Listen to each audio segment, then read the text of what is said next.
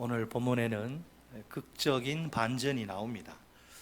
인간의 각본대로라면 모르드게의 수치요 하만의 영광입니다. 그러나 하나님이 위대한 반전을 일으키십니다. 그 반전의 결과는 하만의 수치요 모르드게의 영광입니다. 두 사람의 운명이 완전히 역전되고 만 것입니다. 아무도 예상할 수 없던 기막힌 반전입니다. 우리 다 함께 그 반전의 현장으로 달려가 봅시다. 본문을 두 파트로 나누어 살펴보겠습니다. 첫째로 죄의 결과는 수치다.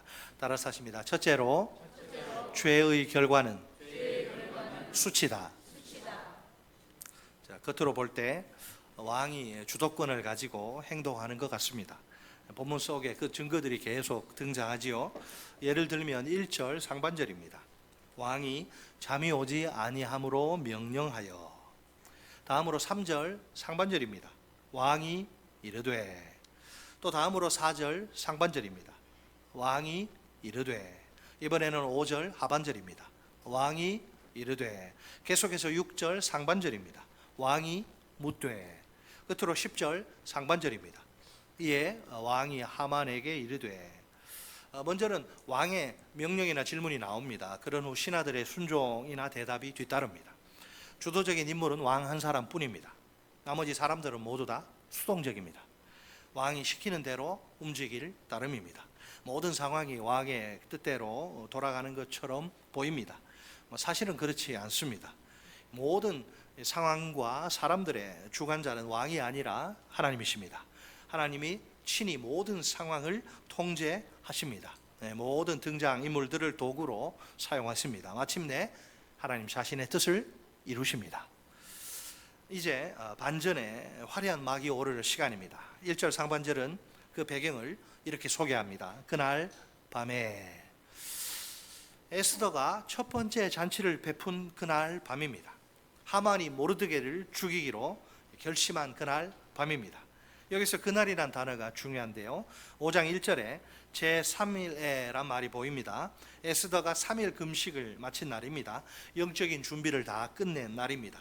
죽으면 죽으리라는 각오를 실천에 옮길 일만 남습니다.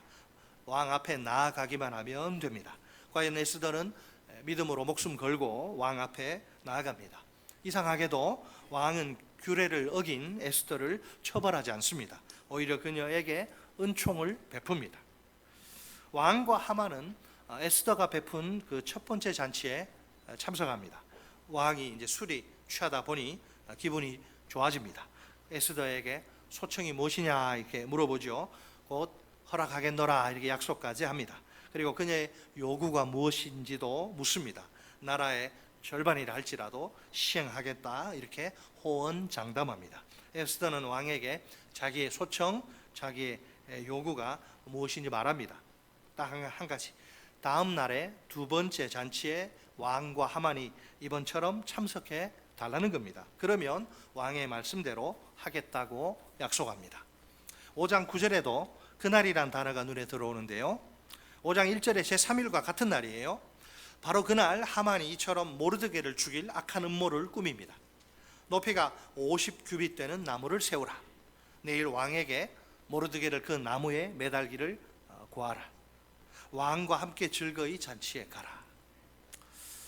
분명 에스더나 하만에게 똑같은 날입니다. 둘 다 시퍼렇게 날이 선 칼을 이렇게 예리하게 갈고 있는 중이죠. 에스더는 하만에게 먹일 결정적인 한 방을 준비합니다. 내일이면 이 두 번째 잔치가 열리게 될 것입니다. 그날 왕과 하만이 함께 잔치 자리에 이제 나오게 되겠죠. 그날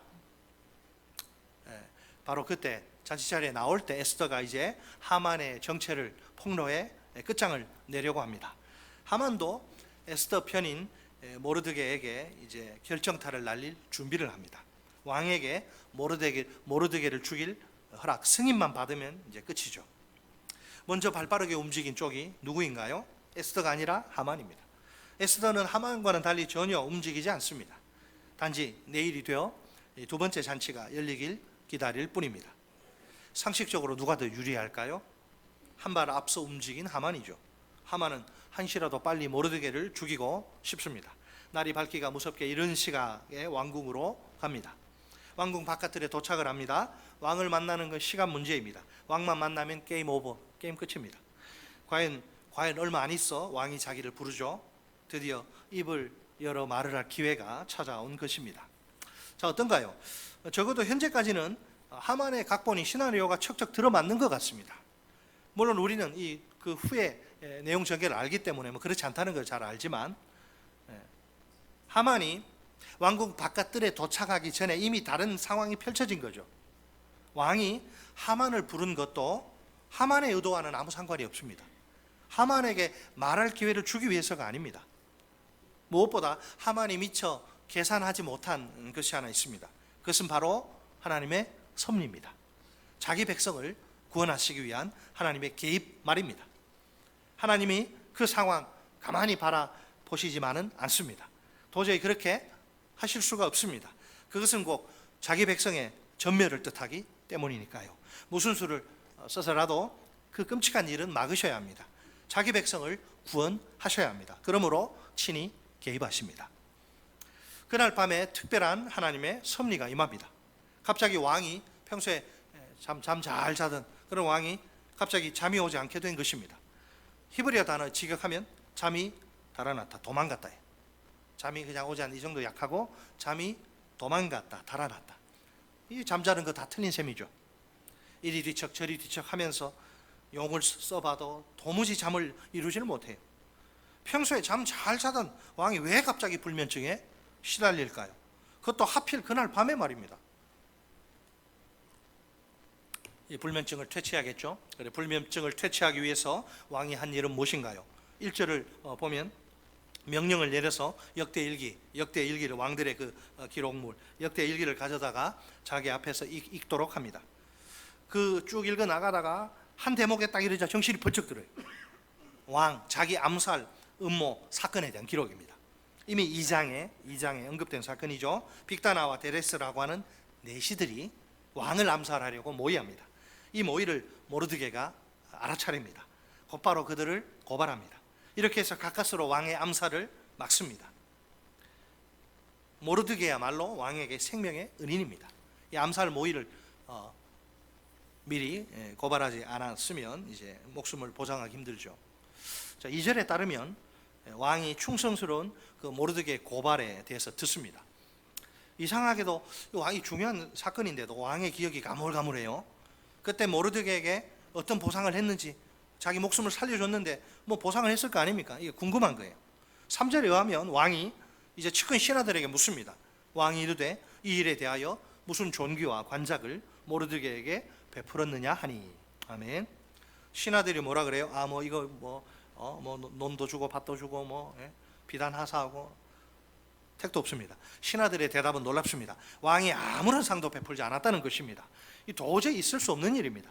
아무리 생각해봐도 이해할 수가 없습니다. 그때 정신이 헷가닥했는지 자기 살려줬는데 아무런 보상을 하지 않았다. 이건 이 제국에서 있을 수 없는 일이에요. 자, 이 시점에서 떠오르는 여러 가지 질문들이 있습니다. 왜 하필 왕이 불면증을 달래기 위해서 책을 읽어달라고 하는 것일까요? 다른 방법도 많이 있지 않나요? 왜 하필 수많은 책 가운데서 역대일기를 선택한 것일까요? 다른 책들도 많은데 말입니다. 왜 하필 그 내용 중에서 모르드게의 충성을 기록한 부분을 읽을까요? 다른 사건들에 관한 기록들도 넘쳐나지 않나요? 이번에도 왕은 조언을 구할 신하를 찾습니다. 신하들에게 누가 뜰에 있느냐. 지금 이거 정말 창피한 일이잖아요. 신하의 충성을 몰라주고 왕이 이제 이게 그냥 넘어갈 수 없어요. 그래서 어떻게 하면 좋을까? 조언을 구할 신하를 찾는데 신하들이 그 뜰에 누가 있느냐 이제 물으니까 여기 보니까 다 그 빨간 줄 치세요. 4절에 때마침 하만이 거기에 있습니다. 기가 막힙니다. 신하들이 이 사실을 왕에게 알립니다. 하만이 있네요. 그러자 왕이 오케이 들어오라 해. 그래서 그를 들어오게 합니다. 하만의 입장에서는 이제 쾌재를 부를 상황이죠. 그동안 왕의 부름만을 학수고대하던 그가 아닌가요? 마침내 이제 절호의 기회가 찾아온 것입니다. 목적은 딱 하나밖에 없어요. 자기가 만든 제작한 그 나무에 모르드게 달기를 달아서 죽여버리기를 왕께 구하는 것입니다. 말을 해야 되는데 말을 할 수가 없어요. 근데 뜻밖에도 그의 기대와는 달리 왕께 말을 해야 될 건데 말할 기회가 주어지지 않습니다. 그가 생각하지도 못한 방향으로 상황이 꼬이고 이상하게 흘러갈 따름이죠. 하만을 보자마자 하만이 말을 해야 되는데 왕이 선수쳐요. 왕이 대뜸 한 가지 질문을 던집니다. 왕이 선수친 거죠. 6절 상반절 말씀입니다. 왕이 존귀하게 하기를 원하는 사람에게 어떻게 하여야 하겠느냐. 아멘. 이제 보상을 하고 싶은 거죠. 하만으로서는 이게 전혀 예상하지 못한 그런 질문입니다. 그렇다고 뭐 나빠 보이는 질문은 아닌 것 같아요. 하지만 이 질문은 하만을 착각 속에 빠뜨립니다. 그의 착각. 6절 하반절 말씀. 하만이 심중에 이르되 왕이 존귀하게 하기를 원하시는 자는 나 외에 누구리요 하고. 아멘. 착각은 자유인데 이 착각의 기초는 도에 지나친 확신입니다. 자기가 누구보다도 왕의 총애를 받는 신하라는 확신 말입니다. 왕의 생각과는 달라도 한참 달라요. 왕은 오직 모르드게 한 사람만을 지금 생각하는 거예요. 그의 충성을 높이 산 거죠. 왕의 머릿속엔 어떻게 하면 내 왕의 권위에 걸맞게 저 모르드게에게 보상을 할 거냐. 이미 한참 지난 일인데도 참 미안하기도 하고 미안한 마음과 감사한 마음이 막 복잡하게 섞여 있습니다. 어떻게 하면 내가 큰 실수를 했는데 이 충성스러운 모르드게에게 합당한 내 권위에 어울리는 그런 보상을 할 수 있을까? 그걸 이제 골몰하고 그 대답, 그 생각만 하는 거죠. 늦은 감은 있지만 그래도 안 하는 것보다 낫잖아요. 그 충성을 보상하고 싶은 겁니다. 이때 하만은 기다렸다는 듯이 왕의 질문에 씩씩한 목소리로 대답합니다. 우리 다 같이 하만처럼 7절로 9절 말씀을 한 목소리 읽겠습니다. 시작. 왕께 아뢰되 왕께서 사람을 존귀하게 하시려면 왕께서 입으시는 왕복과 왕께서 타시는 말과 머리에 쓰시는 왕관을 가져다가 그 왕복과 말을 왕의 신하 중 가장 존귀한 자의 손에 맡겨서 하시기를 원하시는 사람에게 옷을 입히고 말을 태워서 성중 거리로 다니며 그 앞에서 반포하여 이르기를 왕이 존귀하게 하기를 원하시는 사람에게는 이같이 할 것이라 하게 하소서 하니라. 아멘. 완전 코미디죠, 코미디. 한마디로 최고의 명예로운 보상을 하라는 것입니다. 자, 이 말 속에 하만의 그 인격이 고스란히 다 폭로가 되는데 어떤 인간인지 우리가 알 수 있습니다. 한번 볼까요? 이미 부귀와 지위를 그 대제국입니다. 대한민국이 조그만 나라도 아니고 대제국의 부귀와 지위를 다 가진 넘버 2 하만 아닌가요? 바사 제국 안에서 남부러울 게 없는 사람입니다. 더 이상 올라갈 데가 없어. 그런데도 그는 도통 만족할 줄을 모릅니다. 세속적 야망은 끝이 없네요. 밑빠진 독에 물 붓기, 올라가도 끝까지 그 요구하는 것들 보세요. 왕복과 왕의 말과 왕관, 이제 미친 거 아니에요 이게 지금? 왕의 전유물이에요. 독점물을 달라고 하는 거예요 지금. 왕의 위치에 버금가는 명예를 원하는 겁니다. 혹시 왕의 자리까지 탐내는 것은 아닐까요? 그 속을 어떻게 알겠어요? 근데 여기서 기막힌 반전이 일어나죠. 모르드게에겐 통쾌한 반전입니다. 하만에게 치욕스러운 반전입니다. 보이지 않는 힘이 강력히 개입한 결과입니다.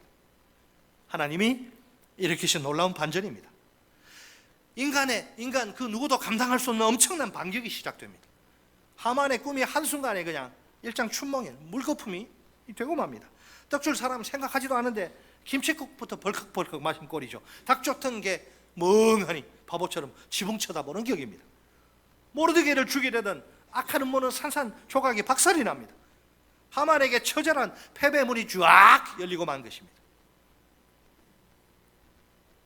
자, 하만의 대답을 들었어요?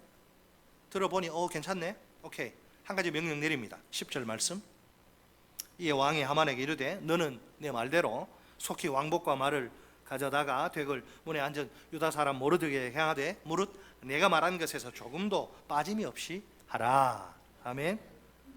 하만이 상상조차 할 수 없던 끔찍한 명령이죠. 나무에 매달아 확 죽여버려도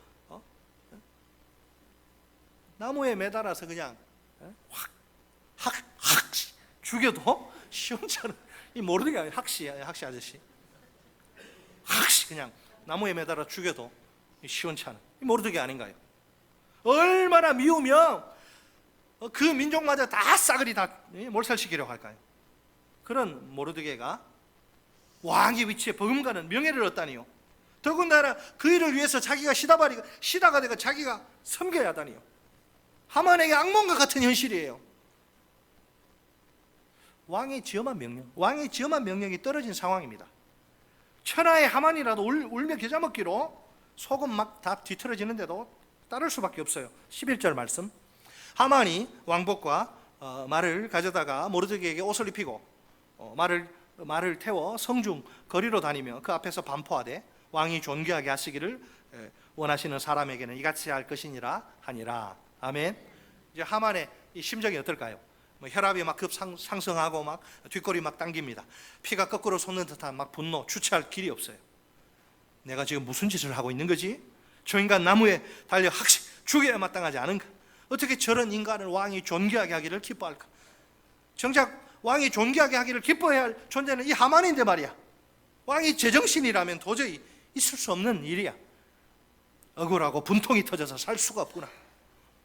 하만의 감정이 12절 하반절에 고스란히 표현됩니다.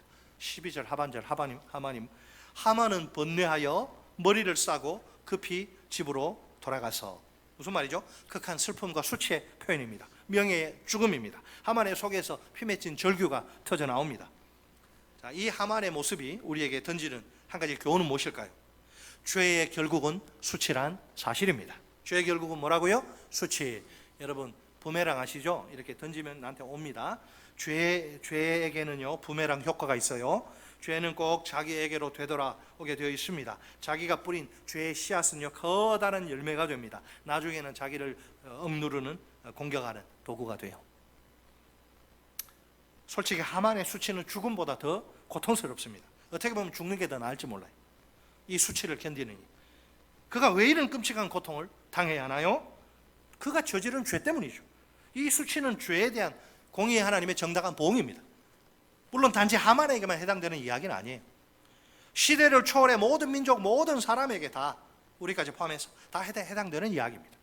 죄를 저지른 자들은 틀림없이 그 대가를 치르게 마련입니다.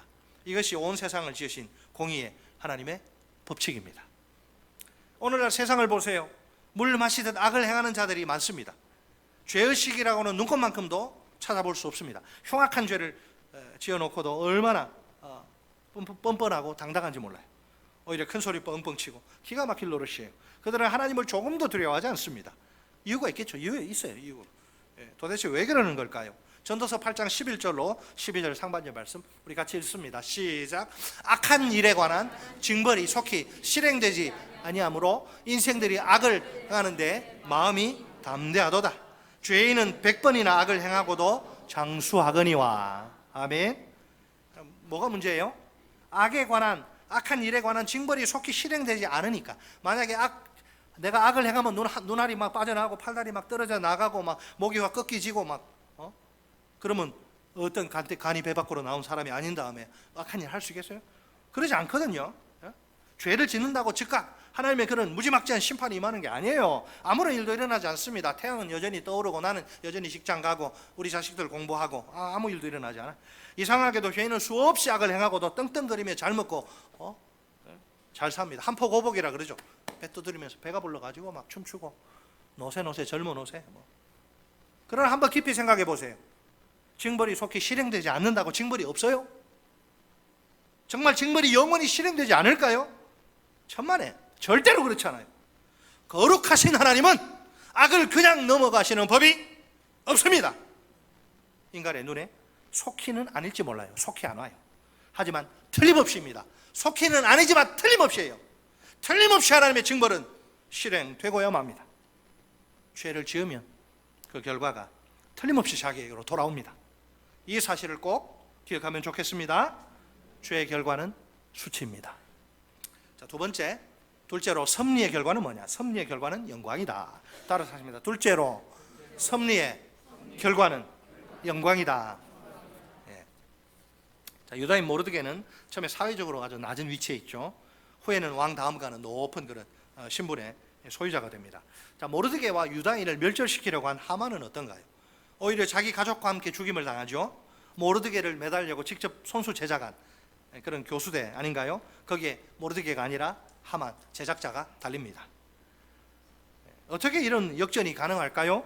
그저 우연한 사건의 연속일까요? 사실 우연의 일치처럼 보이는 사건이 한두 개가 아닙니다. 자, 몇 가지를 볼까요? 왕 암살 음모를 모르드게가 우연히 듣습니다. 불면증에 시달리던 왕이 우연히 역대 일기를 읽습니다. 그 중에서 우연히 모르드게의 충성을 보여주는 부분을 만납니다. 모르드게가 아무런 보상도 받지 못한 사실까지 알게 됩니다. 그래서 모르드게에게 상을 주려고 생각합니다. 그때 마침 우연히 하만이 왕궁에 들어갑니다. 등장인물들이 전혀 기대할 수 없는 그런 사건들이 맞죠? 참으로 놀랍기 짝이 없습니다. 그런데 이 사건들은 완전히 180도 반전의 방향으로 진행됩니다. 등장인물들이 의도한 것과는 정반대의 결과가 초래됩니다. 하만은 자신 있게 최고의 명예를 자기에게 선사하라고 제안합니다. 자기에게 그런 명예가 주어질 것이라 확신하고 있으면 물론이죠. 안타깝게도 잘못된 확신입니다. 왕은 뜻밖의 명령을 그에게 던집니다. 너는 내 말대로 속히 왕복과 말을 가져다가 대궐문에 앉은 유다 사람 모르드게에게 행하되 무릇 네가 말한 것에서 조금도 빠짐없이 하라. 놀랍게도 왕이 존귀하게 하기를 원하는 자는 하만이 아닙니다. 하만이 죽여버리려고 결심한 모르드게입니다. 결국 하만이 생각한 것과는 정반대로 사건이 흘러갑니다. 모르드게는 영광을 얻습니다. 반면에 하만은 수치 가운데 죽임을 당합니다. 에스더서에는 하나님이라는 단어가 한 번도 안 나옵니다. 그럼에도 불구하고 하나님의 일하심이 생생히 느껴집니다. 하나님의 손이 분명히 드러나진 않습니다. 완전히 감춰져 있습니다. 다분히 의도적이죠. 그러나 역설적으로 오히려 하나님의 손이 드러납니다. 하나님의 섭리는 감출 수 없습니다. 숨어 계시는 것 같은 하나님의 모든 상황과 사건들을 통제하십니다. 자신의 뜻을 이루시기 위해 은밀히 일하십니다. 등장인물들을 사용하십니다. 그들의 주변 환경과 그들의 말과 생각을 붙드십니다. 반전의 역사를 일으키십니다. 마침내 하나님의 뜻이 성취됩니다. 하나님의 절대 주권이요 섭리입니다. 우리가 사는 이 세상 얼마나 복잡한지 몰라요. 수많은 사건과 사고가 발생합니다. 그렇지만 이 세상에 우연이란 아예 없습니다. 우리 삶 속에 일어나는 모든 일들도 마찬가지입니다. 내가 이해하건 이해하지 못하건 상관없어요.